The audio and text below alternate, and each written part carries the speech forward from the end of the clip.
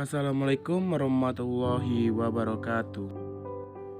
Perkenalkan, kami dari kelompok 2. Kelompok kami terdiri dari kelompok 2, yaitu saya sendiri Garbi Septian Rido, Wahyu Putri Rahmawati, Lia Rahmawati, dan Haris Hadri. Kali ini kami akan membahas tentang Orde Baru. Orde Baru G30 SPKI setelah gerakan 30 September 1965 atau G30S ditumpas berdasarkan berbagai bukti yang serta berhasil dikumpulkan Partai Komunis Indonesia atau PKI dituding sebagai dalangnya. Hal itu memicu kemarahan rakyat. Sementara itu, untuk mengisi kekosongan pemimpinan Angkatan Darat pada tanggal 14 Oktober 1945, Panglima Kodrat atau Pangkom Taujimajen Soeharto diangkat sebagai Panglima Angkatan Darat. Bersama dengan itu dimulai tindakan-tindakan pembersihan terhadap unsur-unsur PKI dan ormasnya. Aksi masih terjadi di kalangan masyarakat luas, berbagai partai politik, organisasi, massa pemuda, kaum wanita, dan masih banyak lagi secara serentak membentuk Pancasila untuk menghancurkan pendukung G30S atau PKI. Kondisi perekonomian di sisi lain, kondisi perekonomian semakin bertambah buruk. Barang keperluan sehari-hari semakin sulit didapat dan harganya pun mahal sehingga terjadi inflasi.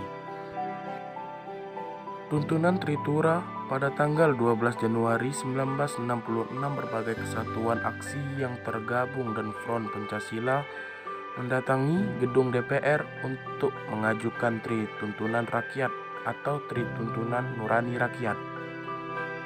Adapun ciri-ciri pemerintahan Orde Baru, di antaranya 1. Pemerintahan diktator dan otoriter, tetapi kondisi tetap aman, nyaman, dan terkendali. 2. Implementasi hak asasi manusia masih sangat terbatas dan masih marak terjadi pelanggaran HAM.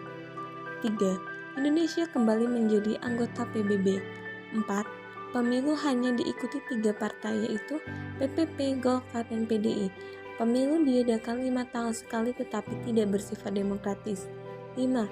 Terjadi pemerintahan dengan sistem sentralistik kekuasaan pada presiden, di mana seluruh proses politik ditopang dan diatur oleh presiden. 6. Pembangunan dan pertumbuhan ekonomi sedang berkembang pesat, tetapi tidak berbasis ekonomi kerakyatan. 7.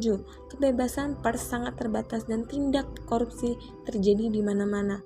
8. Kebijakan publik tidak transparan serta tidak adanya kebebasan untuk berpendapat sehingga memberikan kesan ideologi tertutup.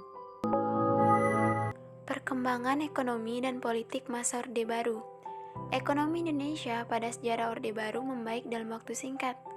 Hal ini terjadi karena bantuan aliran modal yang dibuka lebar melalui konsorsium IGGI. Rezim Orde Baru dapat membuat kestabilan ekonomi bahkan sebelum tahun 1970. Pembangunan ekonomi nasional Orde Baru dilakukan melalui Repelita. Program Repelita ini didasarkan atas pemerataan pembangunan, pertumbuhan ekonomi, dan stabilitas nasional. Sementara pada perkembangan politik, masa Orde Baru selama 32 tahun memiliki proses politik sangat dinamis. Pemerintah berhasil menyelenggarakan 6 kali pemilu pada tahun 1971, 1977, 1982, 1987, 1992, dan 1998. Namun, semua proses demokrasi tersebut dimenangkan oleh golongan karya dan Presiden Soeharto untuk menjabat kembali. Hal ini dinilai sebagai cara pemerintah mempertahankan kekuasaannya. Penyebab runtuhnya Orde Baru.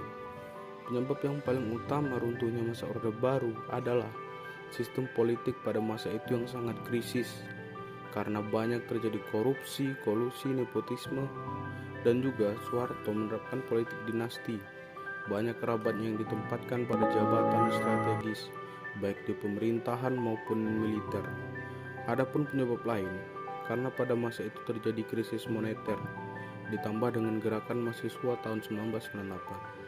Kekurangan dari pemerintahan Orde Baru salah satunya yang paling kelompok kami soroti adalah kasus pelanggaran hak asasi manusia. Banyak mulut-mulut yang dibungkam pada masa itu. Salah satunya adalah Wiji Tukul, salah satu aktivis hak asasi manusia yang hingga sekarang tidak tahu di mana rimbanya. Diduga diculik oleh militer. Dan juga salah satu lagi adalah peristiwa Trisakti, yang mana membuktikan bahwa pada masa itu negara atau pemerintahan sangat otoriter.